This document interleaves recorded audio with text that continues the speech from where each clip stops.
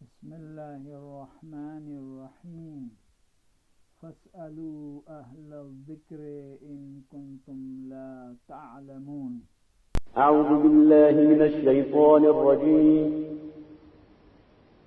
بسم الله الرحمن الرحيم وما أرسلنا من قبلك إلا رجالا نوحي إليهم فاسألوا أهل الذكر إن كنتم لا تعلمون قال رسول الله صلى الله عليه وآله وسلم العلم خزائن ومفتاحها السؤال فاسألوا يرحقم الله فإنه يؤجر فيه أربعة السائل والمعلم والمستمع والمحب لهم۔ پیغمبر گرامی نے ارشاد فرمایا ہے کہ علم خزانے ہیں اور ان کی چابی سوال ہے۔ اللہ تم پر رحم کرے سوال کرو، اس میں 4 قسم کے افراد کو اجر ملتا ہے: سوال کرنے والے کو، جواب دینے والے کو، سننے والے کو، اور جو ان سب سے محبت کرتا ہے۔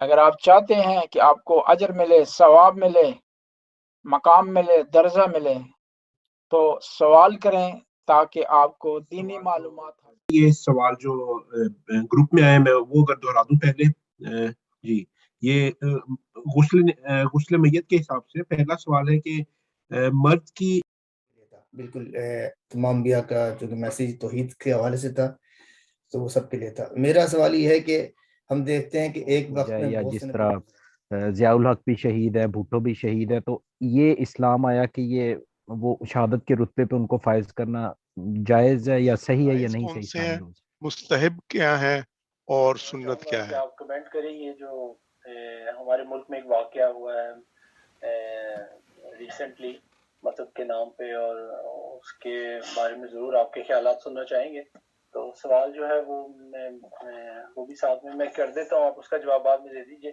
کہ جو یہ کہا جاتا ہے حضرت آدم علیہ السلام کا جب زمین پہ ان کو اتارا گیا تو بی بی حوا جو ہے وہ ان کا ظہور یا پیدائش وہ کس طریقے سے ہوئی، آیا کہ پسلیوں میں سے پیدا کیا گیا، یا کس طرح سے آپ اسے ہمارے لیے بیان کریں گے؟ جی یہ اچھا بہت جو ہے بہترین سوال کیا ہے کہ اکثر یہ شبہ ہوتا ہے کہ قرآن کی جو ابتدائی آیات ہیں ان میں صرف آدم کا ذکر ہے، ہوا کا ذکر نہیں ہے، اور جب شیطان کا معاملہ آتا ہے کہ شیطان نے ان کو بکایا تو پھر دونوں کا ذکر آ جاتا ہے۔ جہاں سجدے کی بات ہوتی ہے، جہاں جھکنے کی بات ہوتی ہے، جہاں ملائکہ نے سجدہ کیا، خدا نے خلق کیا، وہاں صرف حضرت آدم کا ذکر آتا ہے۔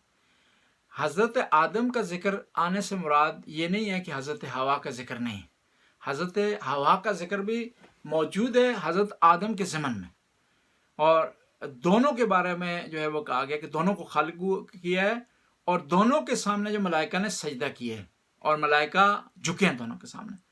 کیونکہ قرآن مختصر ہے اور جو اس میں صرف ہینڈس دیے گئے ہیں، صرف خلاصہ بیان کی گئی، تفصیل جو ہے احادیث نے بیان کرنی۔ دوسرا مسئلہ یہ کہ آیا بی بی حوا، حضرت حوا، ان کو حضرت آدم کی پسلی سے خلق کیا گیا، یہ صحیح روایت صحیح نہیں ہے، یہ روایت جو ہے ضعیف ہے، اکثر علماء نے کہا، اور بعض نے حتیٰ یہاں تک کہہ دیا کہ اسی وجہ سے مرد کی ایک پسلی کم ہوتی ہے جو ہے وہ عورت سے، کیونکہ وہ پسلی وہاں سے لے لی گئی ہے اور وہاں شامل کر دی گئی، اور وہاں پسلیاں پوری ہو گئی ہیں، یہاں پسلی کم ہو گئی ہے۔ ایسا مسئلہ نہیں ہے، یہ روایت جو ہے ضعیف ہے۔ اور جس طرح حضرت آدم کا ذکر ہے اور بی بی حوا کا نہیں ہے، جب فرشتوں نے بھی سجدہ کیا، وہ اسی حوالے سے قرآن میں جو ہے باقی جگہوں پر جو عام طور پہ مرد کو مخاطب کیا گیا ہے عورتوں کی بجائے، اس کے مطلب تھوڑا سا یہ فرق کیوں رکھا گیا، یا کس طریقے سے آپ اسے دیکھتے ہیں؟ یہ مرد کو کیوں کیا گیا مخاطب؟ جس تھوڑا میں سوال کی وضاحت کر دوں، قرآن میں زیادہ تر مردوں کا ذکر آیا ہے، اور یا ایھا الذین آمنوا کا ہے، صحیح، اے ایمان والو اس طرح کرو، اے ایمان والو غیبت سے بچو، اے ایمان والو، والیوں کا ذکر نہیں ہوا۔ جواب اس کا اس طرح دوں گا کہ عربی زبان میں جو ہے وہ جب سیگے استعمال کی جاتے ہیں یا ٹینس استعمال کی جاتا ہے یا پروناؤن جو ہے وہ استعمال کی جاتا ہے یا ناؤن استعمال کی جاتا ہے تو اس کی کیفیت اس طرح ہے. جہاں پر صرف مرد ہوں تو مرد کے سیگے جو ہے استعمال کیے جاتے ہیں. جہاں صرف عورتیں ہوں تو وہاں عورتوں کا سیگا استعمال کیا جاتا ہے. جہاں پر مکس ہوں جو اکثریت میں ہو اس کو خطاب جو کیا جاتا ہے، یعنی جس کی تعداد زیادہ ہے. اور پھر تعداد اگر برابر ہو تو وہاں پر جو ہے وہ کیونکہ پہلے مخاطب اس کے قرآن کے عرب تھے، انہی کی گرامر سے قرآن نے جو ہے فائدہ اٹھایا، انہی کی گرامر میں ان کو سمجھانے کی کوشش کی ہے، انہی کی زبان میں ان کو سمجھانے کی. تو وہاں پر کیا ہوتا ہے کہ مذکر کا صیغہ استعمال کیا جاتا ہے. ورنہ قرآن میں کہا والقانتین والقانتات والمؤمنین والمؤمنات، کہا جہاں کہا گیا کہ مردوں کو تم اپنی نگاہوں جھکاؤ، وہاں عورتوں کو بھی کہا گیا کل للمؤمنین یغضوا ابصارہم، تم مومنوں سے کہو کہ وہ اپنی آنکھیں جھکا لیں. پھر اس کے مقابلے میں کہا کہ عورتوں کو بھی کہا کہ تو وہ بھی اپنی آنکھیں جو ہے جھکا لیں. پس ایسا نہیں ہے کہ صرف مردوں کو خطاب ہے. ہاں جہاں پر اکثریت مردوں کی ہے، عورتیں بھی اس میں شامل ہیں، تو وہاں ایک ہی صیغہ استعمال کیا ہے شارٹ کرنے کے لیے، مختصر کرنے کے لیے. وہاں پر صحیح ادبی جو ہے وہ لٹریچر کی رعایت کرتے ہوئے قرآن نے ایسا کیا ہے. ورنہ یہ ہے کہ دیکھیں کہ طلب العلم فریضۃ علی کل مسلم و مسلمہ، پیغمبر کی حدیث ہے کہ علم حاصل کرنا واجب ہے مسلمان مرد پر بھی اور مسلمان عورت پر بھی. اور قرآن میں کہا کہ جو بھی نیک کام کرے گا، چاہے وہ مرد کرے چاہے عورت کرے، اس کو اجر ملے گا. یہ نہیں ہے کہ مردوں کو اجر ملے گا عورتوں کو اجر نہیں ملے گا. مرد گناہ کریں گے تو ان کو معاف ہو جائے گا، عورتوں کو پکڑ ہو جائے گی. ایسا معاملہ جو ہے وہ نہیں ہے. قرآن جو ہے وہ برابری کے اصول پر چلا ہے. ہاں یہ بھی دیکھنا ہے کہ جہاں آیت نازل ہوئی ہے اس مجمع میں کون لوگ تھے، مرد تھے یا عورتیں تھیں. وہاں اگر ظاہر ہے مرد ہوں گے تو وہاں پر ظاہر طور پر کیونکہ پہلا خطاب اس مجمع کو، اس مجلس کو ہے، اس محفل کو ہے کہ جہاں قرآن نازل ہوا ہے، جس سے متعلق قرآن کا جو ہے وہ نزول ہوا ہے. مثال کے طور پر کہا گیا کہ جہاد کے لیے نکلیں، فی سبیل اللہ، جہاد کے لیے. تو ظاہر ہے جہاد عورتوں پر نہیں ہے، مردوں پر. تو ظاہر ہے وہاں پر جو ہے مردوں کو خطاب کرنا ہے. وہاں جو ٹینس استعمال کرنا ہے یا ناؤن استعمال ہوگا یا پروناؤن استعمال ہوگا کو مردوں کو ہوگا، کیونکہ ان کو خطاب ہے، انہوں نے یہ انجام دینا ہے، ان کی یہ ڈیوٹی ہے.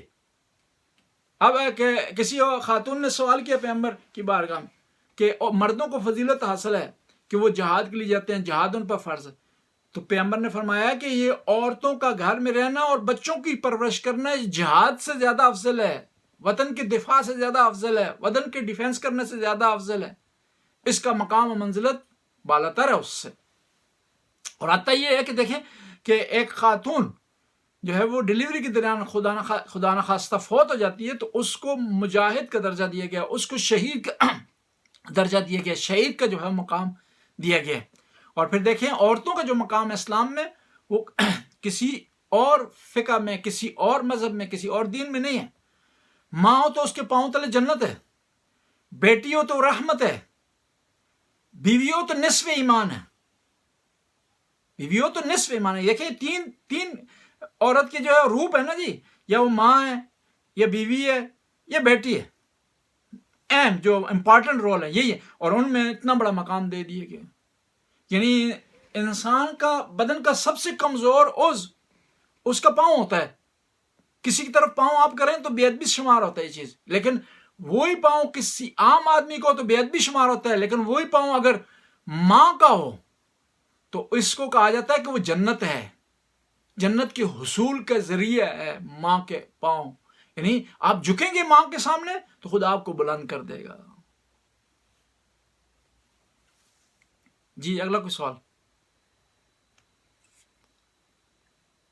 جی قبلہ یہ ایک ہاتھ ریز کیا ہوا ہے، میں کچھ کہنا چاہتی ہوں. السلام علیکم ورحمۃ اللہ. جی وعلیکم السلام. جی ہاں جی، میں یہ چاہتی تھی ایک دفعہ آپ بتا دیں، بڑے بچے ہیں 20-22 سال کے، اتنے بچوں کو نماز کی کیسے ان کو پابند کریں جی کہ وہ اس طرف آئیں اور قرآن پاک بھی کبھی کھولیں. اس طرح بڑا دل کرتا ہے کہ یہ عادت ہمیں اچھی طرح انہیں پختہ ہو جائے، یا کیسے کہہ کے تو کوئی فرق نہیں پڑا. جی بہت اچھا جو ہے سوال آپ کا. پہلے تو یہ ہمیں چاہیے کہ ہم بچپن سے بچوں کو سکھائیں, کیونکہ جب بچے بڑے ہو جاتے ہیں تو تھوڑا مشکل ہو جاتا ہے ان کو سمجھانا, ان کو فالو کروانا, ان کو اٹھانا, ان کو قرآن پڑھانے کی ترغیب کرنا تھوڑا مشکل ہو جاتا ہے. بچپن سے ہم کوشش کریں, جس طرح کہتے ہیں نا ہمارے یہاں وہ درخت کا جو شاخہ ہو وہ جو ہے وہ جب وہ نرم ہو تو آسانی سے اس کو بینڈ کیا جا سکتا ہے, لیکن جب وہ سخت ہو جاتی ہے تو اس کو بینڈ کرنا مشکل ہو جاتا ہے. اب یہ دیکھنا ہے کہ بچہ جو ہے نا آپ کا وہ کس چیز کو زیادہ پسند کرتا ہے. آیا وہ اس میں ڈرنے کی جو ہے وہ صلاحیت زیادہ ہے, یا اس کو ریوارڈ دیں تو وہ زیادہ خوش ہوتا ہے.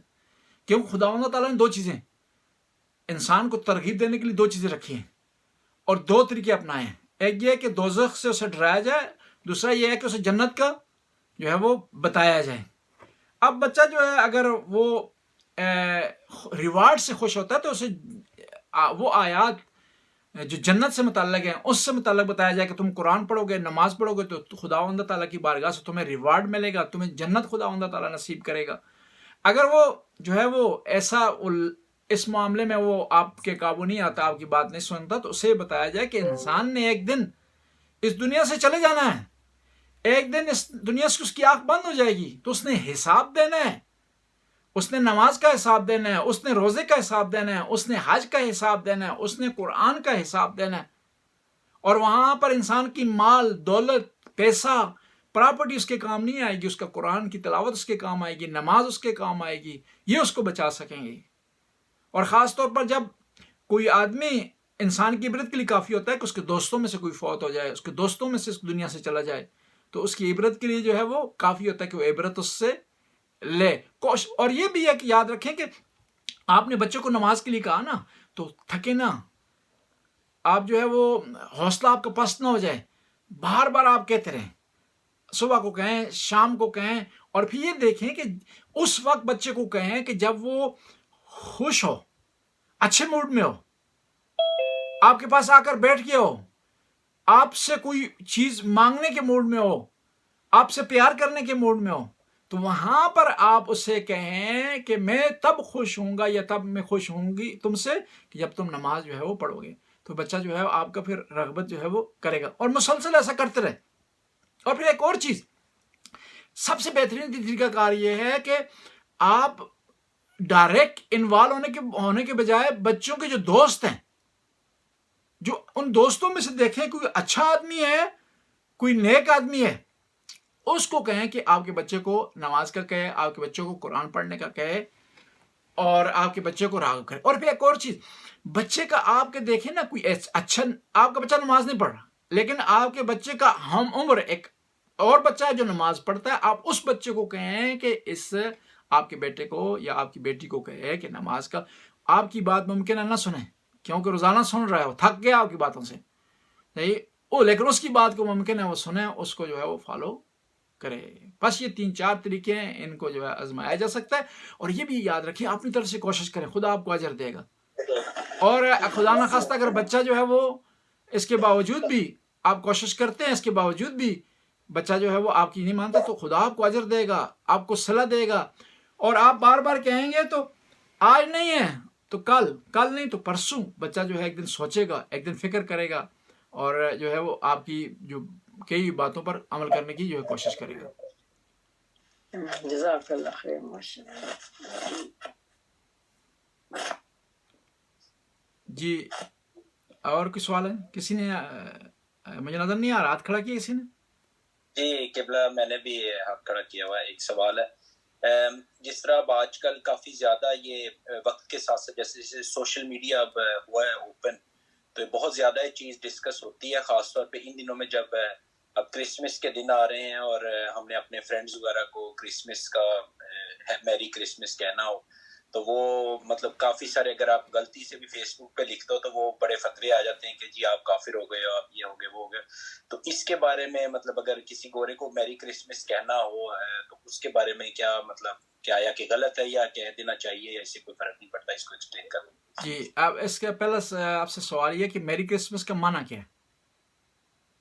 اس کا مطلب تو یہ کہ ہیپی ہالیڈے جس طرح ہوتا ہے آپ کو. جی اس میں جو ہے وہ کوئی حرج نہیں، حتیٰ آپ ان کو اگر حضرت عیسیٰ کی ولادت کی مبارکباد دیتے ہیں پھر بھی کوئی حرج نہیں ہے، کیونکہ حضرت عیسیٰ جو ہے جتنا احترام ان کے ہیں اتنا بلکہ اس سے زیادہ ہمارے یہاں ان کا احترام ہے. وہ اسی طرح ہے کہ کوئی آدمی جو ہے وہ اہل سنت ہمیں 13 رجب کی مبارکباد دے تو اس کے مولوی سے منع کر دیں کہ بھئی تم کیوں 13 رجب کی مبارکباد شیعوں کو دے رہے ہو، حالانکہ ان کے یہاں بھی امام علی کا رسپیکٹ اور مقام جو ہے وہ ہے جتنا ہمارے یہاں تھوڑا جو ہے فرق ہے صفات میں، ورنہ وہ بھی جو ہے وہ خلیفہ مانتے ہیں، امام علی کا جو ہے احترام کرتے ہیں. تو اس میں کوئی حرج نہیں ہے جو ہے وہ ان کو ہم مبارکباد دیں یا ہالیڈے کے عنوان سے یا حضرت عیسیٰ کی ولادت کے عنوان سے. ٹھیک ہے جی، بہتر، شکریہ. دو چیزیں، ایک تو ڈاکٹر صاحب نے کیا تھا جو واقعہ ہوا سیالکوٹ میں، وہ آپ کو غالباً آپ سوال میں مس کر گئے، وہ اگر اس کے اوپر تھوڑی روشنی ڈالیں جو بھی یہ واقعہ ہوا ہے. اور دوسرا یہ سوال جو میرا تھا وہ یہ تھا، ایک واٹس ایپ گروپ میں ہے کہ کیا شیطان کو جنت میں جانے کی اجازت ہے، اور اس کے ساتھ ساتھ ایک اور بھی سوال مطلب میرے ذہن میں آتا ہے کہ شیطان کی ضد جو تھی کہ اللہ تعالیٰ کو دیکھتے ہوئے سامنے اپنے دیکھتے ہوئے وہ ڈرا نہیں ہے، اسے باقاعدہ ضد لگائی ہے اللہ تعالیٰ سے، تو وہ ذرا اس کے بارے میں اگر کچھ بتا سکے تو بہت. جی پہلے ہم سیالکوٹ کے واقعے سے متعلق بتاتے ہیں کہ یہ واقعہ قابل مذمت ہے کئی پہلوں سے. اسلام، عقل، شریعت، معاشرہ اس کی اجازت نہیں دیتا کہ ہمارے ملک میں قانون ہے، فرض کرے اس نے توہین بھی اگر کی ہو تو وہ قانون کے سپرد کریں، اسے بلوا کرنا، اس پر حملہ آور ہونا، اس کو دبوچنا، اس کی لاش کو جلانا، یہ کوئی بھی اس کا دفاع جو ہے نہیں کر سکتا، اور شریعت کے سراسر خلاف ہے، نبی کریم کی سیرت کے خلاف ہے، اہل بیت کی سیرت کے خلاف ہے، اور جتنی اس کی مذمت کی جائے وہ کم ہے. بلکہ یہ انہوں نے قانون کی خلاف ورزی تو کی، عقل کی خلاف ورزی انہوں نے کی، سب سے بڑا یہ کہ انہوں نے حرام کام کیا کہ اسلام کسی کو اجازت نہیں دیتا کہ کسی کے